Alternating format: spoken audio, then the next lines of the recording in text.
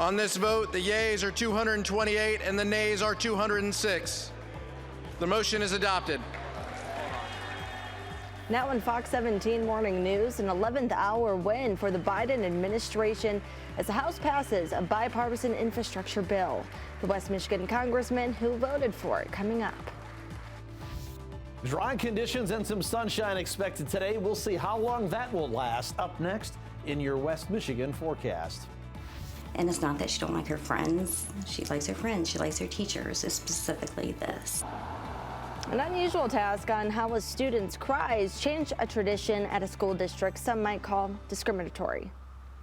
From the station with the most local news in our West Michigan, Fox 17 Morning News at 5 starts right now. Good Saturday morning. Thank you so much for choosing us here at Fox 17 News. My name is Savannah Fish. We have a jam-packed show for you, but first let's toss things over to Chief Meteorologist Kevin Craig. Almost said Haley Vaughn, but we've got you, Kevin. Yeah, you do indeed. I'll tell you, already Saturday, the 6th day of November.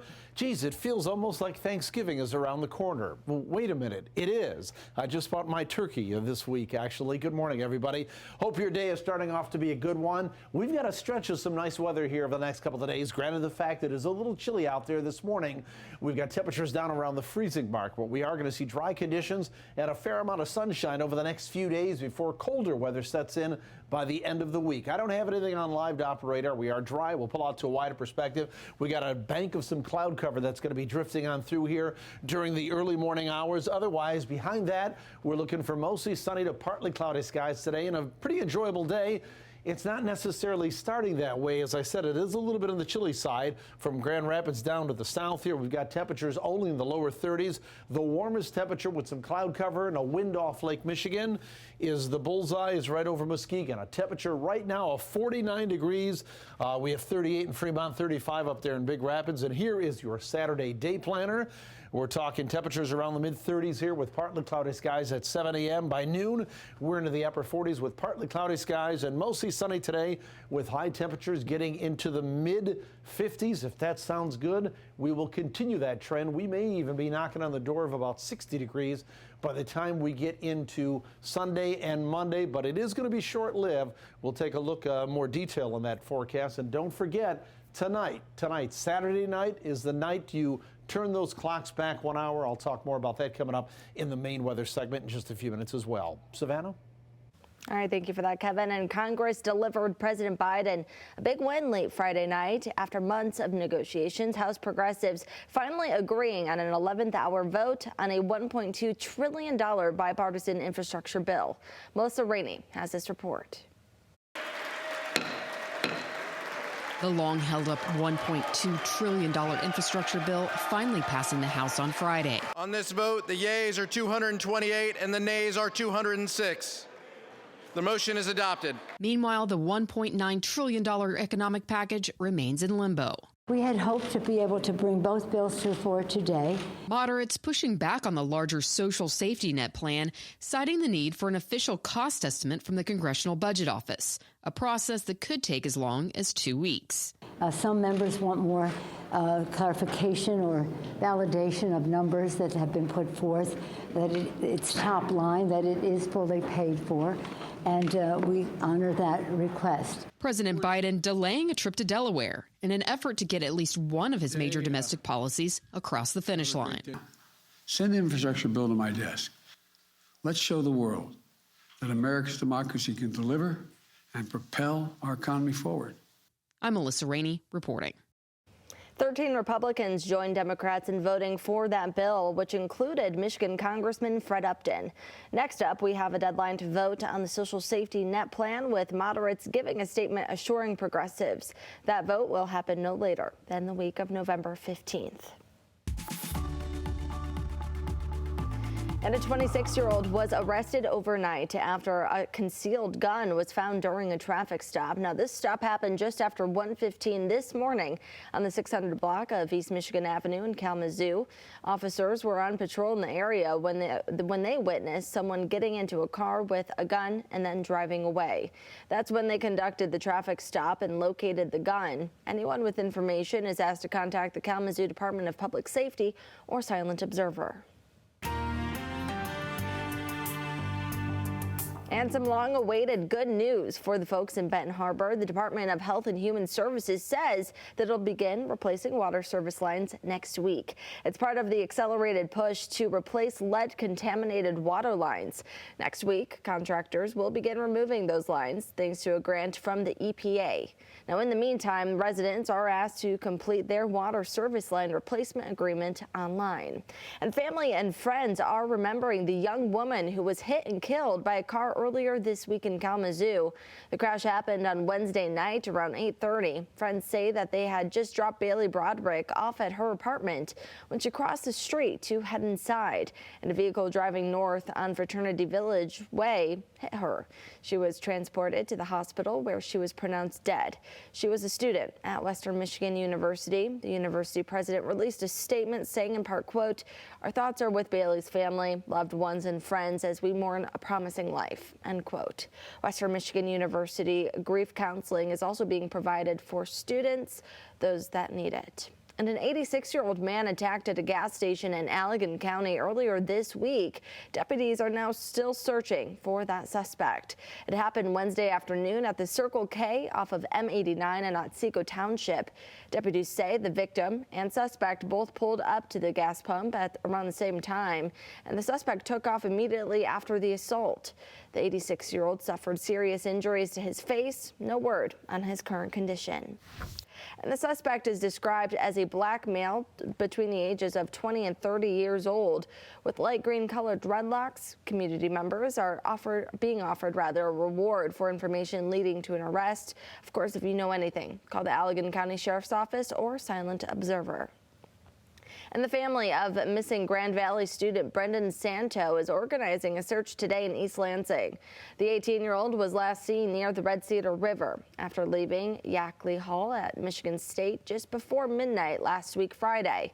In a Facebook page called Bring Brendan Santo Home, family asked that volunteers meet at the Michigan State University Union Building between 11 and 1 p.m. today. They say they'll provide maps for anyone who was willing to help, and they just ask that volunteers stay away from the Red Cedar River to avoid interfering with police's search. The Kent County Sheriff's Office honoring the life of Deputy David Cook, who recently died of COVID-19. Community members lining up along the procession route in Rockford on Friday, stretching from Peterson Funeral Home to City Church. Memorial services were kept somewhat small out of respect for the family. Now, Deputy Cook spent 21 years with that department, earning many accolades and honors during his time at the department's Road Patrol Division. He leaves behind a wife and 2 daughters. Students cleaning up the lunchroom is not an unusual task, but for one district, the task was reserved specifically for students with special education. But now that's changed, and our Julie Dunmeyer has an explanation. One student at Greenville Middle School spoke up, used her voice, and changed a policy for all of Montcalm County. Her mom encouraging other parents, if they have concerns with their school, to speak up. She's a rock star. This is 14-year-old Kate. Kate is hilarious, different in her own way. She said, "I got a new friend, and he has no eyes." And I'm like, "Oh, honey, you mean he's blind?" Yeah. She's had seizures since she was just 9 months old, as well as cerebral palsy, among other health challenges. But Kate is so much more than that. Yeah, she's adorable. I love her little kitty costume. Oh, she loves cats. But one part of the school day bothered her. She likes her friends, she likes her teachers, specifically this. After lunch, Kate and her other special education classmates had to clean the lunchroom tables. That got to Kate. When Kate got off the bus, I looked at her face and she had tears in her eyes. I said, "Kate, what's wrong?" And her chin started to quiver. And she said, "I had to clean tables." The problem? Regular education students never had to do the job. I mean, it's one thing to respect your school, clean up your own area. So Kate's mom, Laura Jean Scanlon, spoke up. First, she texted Kate's teacher, but nothing changed. Then she posted this to Facebook. Kate knows me enough to know that if something's bothering her, I will speak up, even if it's hard for me.